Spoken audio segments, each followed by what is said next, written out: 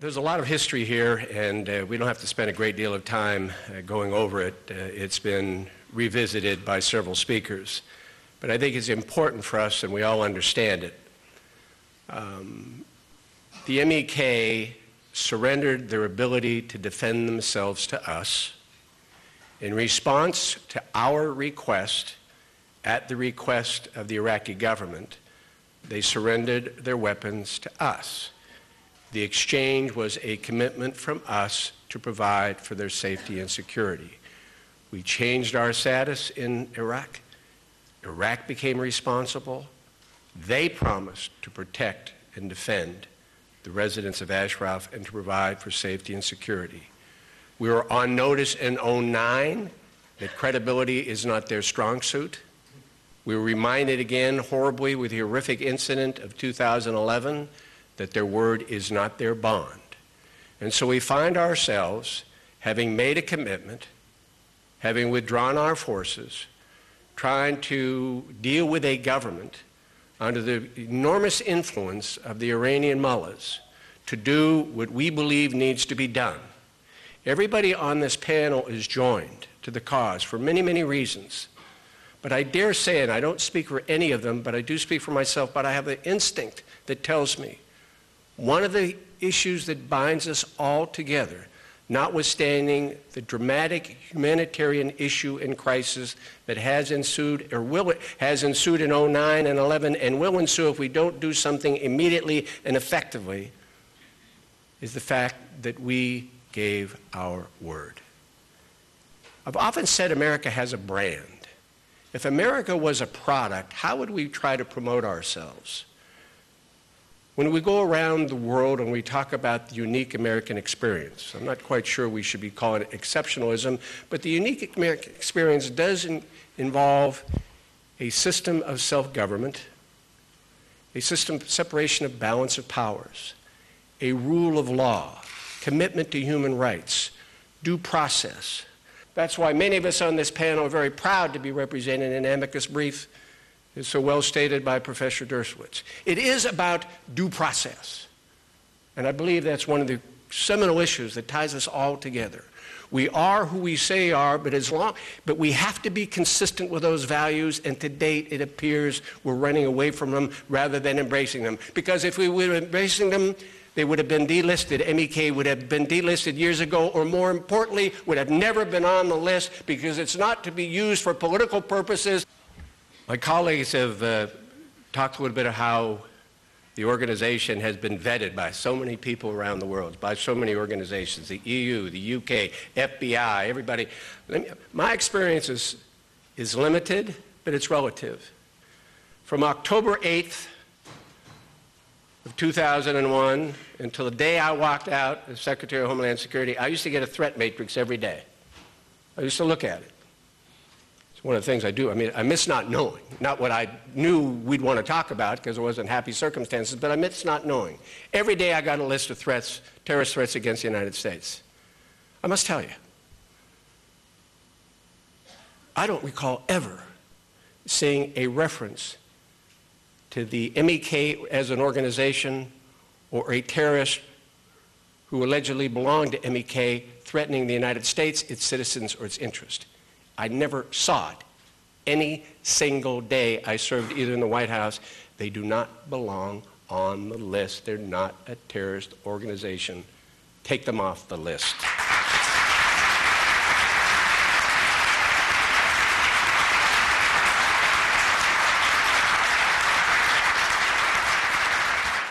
A couple final thoughts, if I might. The second issue at stake here is credibility. And there are a lot of credibility, there are a couple issues here and a couple people and personalities and institutions that I'm very concerned about. I've had the pleasure and the privilege of being in the company of Mrs. Rajavi on many, many occasions. I've been in the company of parents and sons and daughters who've shown me pictures of those who have been killed by the mullahs in Ahmadinejad, those who have been in Camp Ashraf. So it's a real personal connection. But I know how difficult it was, how painfully difficult it was. I can only believe for Mrs. Rajavi and the leadership of the MEK to convince their colleagues, their friends, and their relatives to go to Camp Liberty. And so, while we worry about the credibility of the UN in the United States, one of the greatest concerns I have is that Mrs. Rajavi relied on representations by others she wanted to believe in. And they breached faith with her. They gave her one set of photographs, or they gave the leadership one set of photographs, and they realized when they got there they were taken at another time and another day by another photographer. They made representations about the conditions at Camp Ashraf.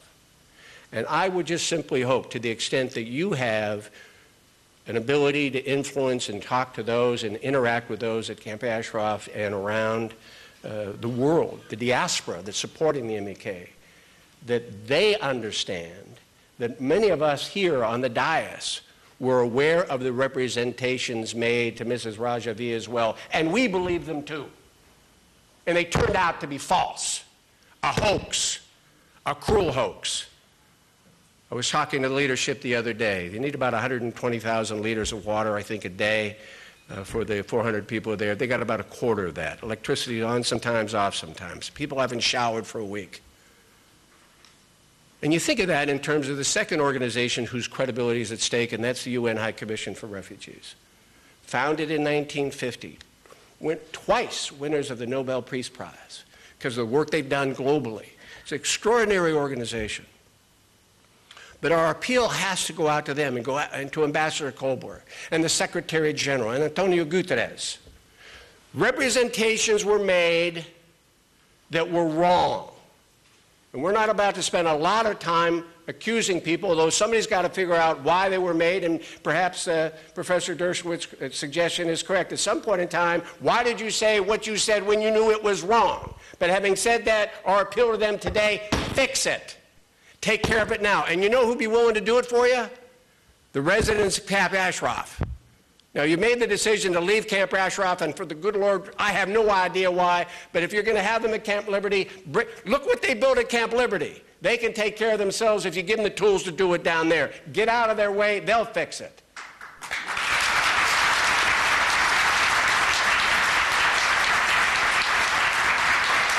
And then finally,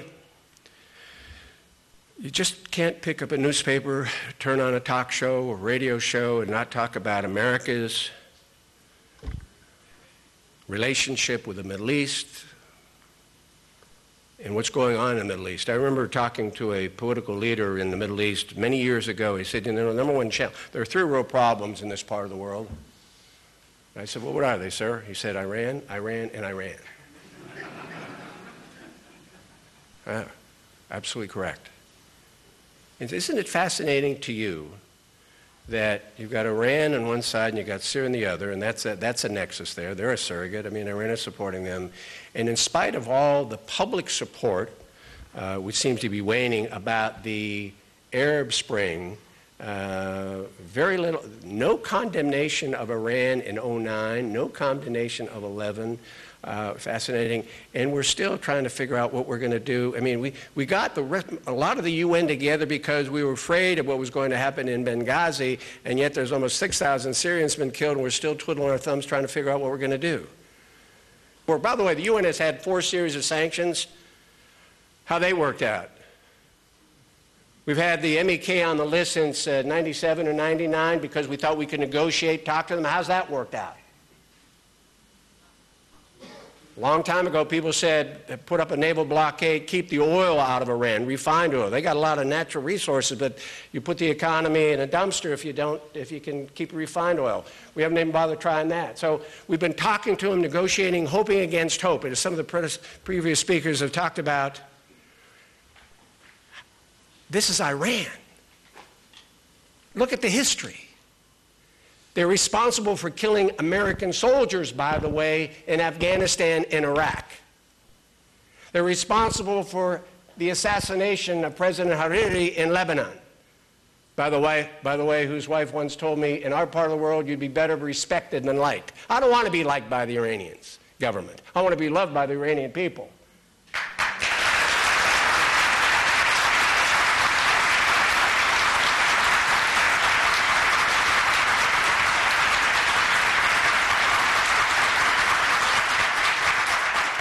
this government can do, Secretary Clinton can do, President Obama can do, everybody associated with this history. One, immediate, clarion call, signal. U.S., we stand by our word. We stand by our conviction for human rights. We stand by the people who we promised to provide for their safety and security. Mullahs, Ahmadinejad, we're going to delist the MEK. Deal with it. But this is a particularly difficult assignment for me, not only because I'm following these eminent individuals, but I've been used to having easy assignments. I mean, we're gathering at a time of heightened tensions, of course. Washington and Brussels have targeted Iran's oil exports and central bank. We've seen just in this last week the developments that are not optimistic. And yet, I want to echo Mayor Daley. If, in fact, more of our fellow Americans, if more in the business community, in all walks of life, saw those photographs of Camp Liberty, they would recognize that circumstances have changed.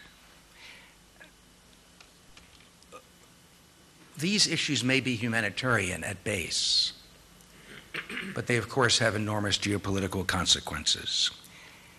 And so I want to encourage you in gatherings like this around the country to let more people understand how these circumstances have changed and the realities today in Iran. I've listened carefully, I've noted carefully over recent months the remarks of Senators Kerry and Levin and Senator Graham, of Congressman Sherman. I've been fascinated to follow the several remarks by General Jones and by military leaders in this regard, individuals whom I know, with whom I've worked, and whom I respect. I'm certainly aware of the D.C. Circuit Court's judicial opinion and alarmed in much of the ways that have been discussed. Why do I say circumstances have changed? If one sees the representations and the reality of Camp Liberty, is the reality of these 3,400 lives today.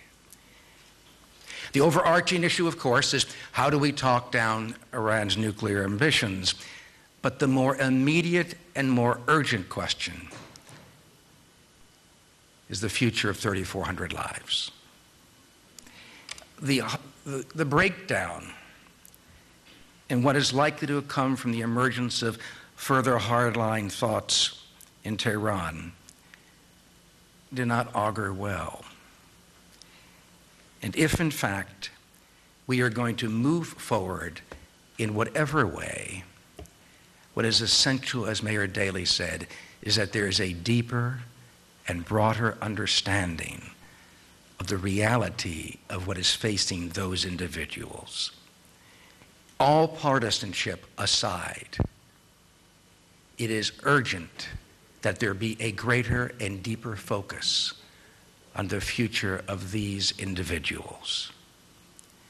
For the opportunity to encourage you to get that word out more broadly, and for what I've learned here today, I thank you very much.